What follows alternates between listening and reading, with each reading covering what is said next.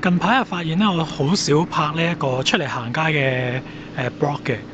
咁點解咧？因為近排咧就少咗出嚟行街，因為成日落雨。咁咧 Melbourne 咧就喺下半年咧就係雨季嚟嘅。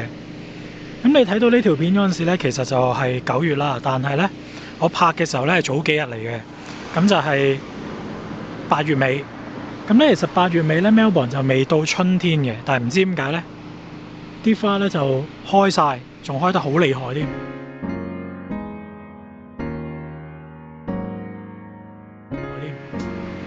咁啊，天氣反常啦，因為咧 Melbourne 咧其實澳洲咧就係喺南半球噶啦。咁咧我哋嘅春天咧每個省有少少唔同啦，當然就因為澳洲好大啊嘛。咁咧 Melbourne 咧個春天咧就會喺呢一個9月尾10月開始嘅。咁但係今年咧就唔知點解啦，就啲花提早咗好多開啦。咁或者你睇新聞都知啦。呢個 New South Wales 同埋呢一個 Queensland 嗰邊咧就旱災。咁其實而家咧就係澳洲嘅雨季嚟嘅。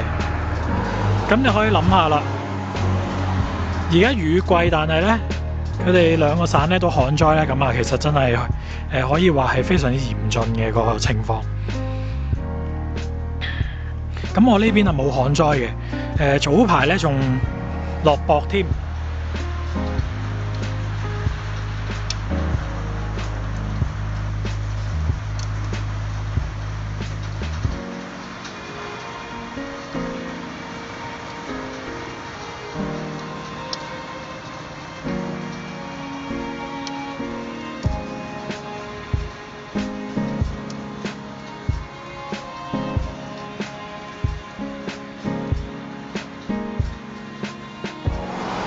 咁其實你睇我而家嘅裝束啦，咁其實都仲係好凍嘅。咁今日有太陽，咁梗係出嚟行下街啦，難得啊嘛。順便賞下花啦，你睇下，哇，咁多花！咁 Melbourne 咧就係出名嘅澳洲嘅花都嚟嘅，因為就非常之啱個氣候，非常之好啦。佢唔會太熱。但係又好凍，咁全年熱嘅時間咧就唔多嘅。咁同埋澳洲嘅熱咧，即係 Melbourne 嘅熱咧係有少少特別嘅，因為個溫差好大。咁可能係晏晝講到最熱嘅日子啦，可能係每年會有幾日晏晝去到40幾度啦。但係40幾度嘅日子裏面咧，夜晚咧可能都係得個20度啊，或者係十零度。咁就算平時嘅夏天啦，晏晝可能係20幾30度啦。咁咧，但係夜晚咧都係得個10幾度或者10幾20度咁樣。咁溫差咧就好大下嘅。咁呢一個就係 Melbourne 嘅特色嚟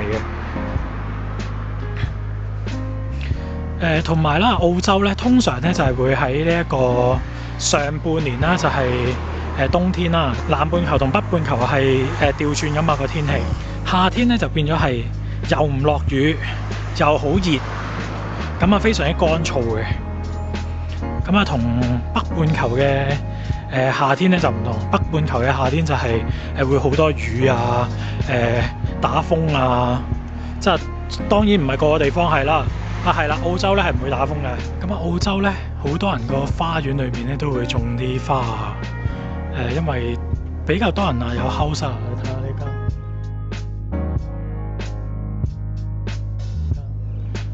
個花係非常之靚。咁比較多人係住 house 嘅 apartment 嘅人咧，就係其實好少嘅，主要都係喺 city 嘅，即係我哋叫 CBD 嘅裏面咧，先會係住 apartment 嘅啫。咁當然啦，而家又越嚟越多 apartment 啦。咁同埋咧 ，Melbourne 咧有一隻花咧就比較出名嘅，就係靛藍色嘅。咁佢就係會喺今年唔知會唔會改變啦。咁今年個天氣係比較奇怪啊嘛，啲花早咗開，咁唔知會唔會改變。咁嗰隻花咧就靛藍色嘅，咁非常之靚嘅。咁有幾條街咧係成條街兩邊咧都係種晒呢啲靛藍色嘅花嘅。如果有機會嘅話咧，睇下會唔會俾大家睇到啦，有機會試下去拍下。除咗天氣變化得好大之外咧，澳洲咧就啱啱又換咗新嘅總理啦。咁啊，其實咧，我嚟咗澳洲就6、7年啦。咁其實咧，就已經係我經歷咗第5個總理啦。呢個已經係咁啊。最近咧，澳洲呢個人口咧就達到呢個2500萬啦。咁其實咧呢一個數咧就係未計啲難民啊，係有一大堆其他嘅簽證嘅人咧就喺澳洲嘅，例如啲學生簽證啦。同埋啲唔需要簽證嘅人啦，例如紐西蘭嘅人啦，英國嘅人啦，咁佢哋喺澳洲嘅話呢，佢哋係可以唔需要簽證而嚟住喺度嘅。咁啊，做嘢係另外一件事啦。咁啊，當然仲有啲跳飛機嘅黑工、黑移民啊，長期攞住個旅遊簽證，跟住然之後一到期就出一出去，跟住又跳翻入嚟嘅人啦。咁啊，其實有好多呢一啲人係住喺澳洲嘅。咁所以其實澳洲而家係有少少各大城市啦，就唔係成個澳洲係有啲逼爆嘅現象嘅。因為始終人口咁多，城市得嗰幾個，咁啊梗係逼爆啦。